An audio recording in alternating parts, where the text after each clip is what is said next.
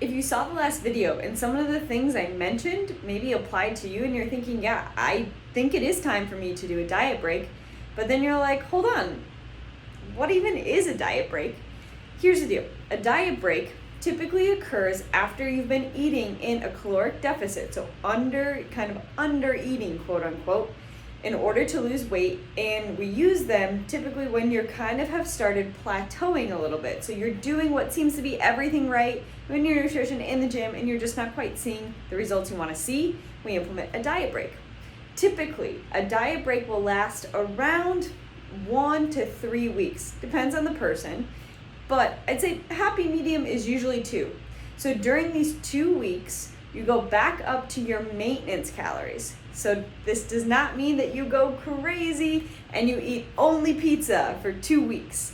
You want to still eat good fueling foods, and you want to go back up to your maintenance calories. There are a few ways you can know what your maintenance calories are.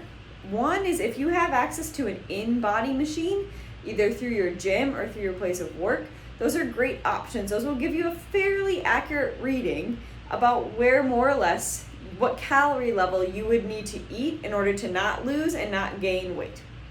You can also get pretty good estimates just by your age, weight, height, things like that. If you Google TDEE calculator or total daily energy expenditure calculator, that will again get you in a ballpark area of where you should be shooting for. But those aren't perfect numbers, whether or not you use the InBody or the calculator. So what they do give you is a good estimate. Then what you need to do is design your plan to meet that calorie goal for 2 weeks.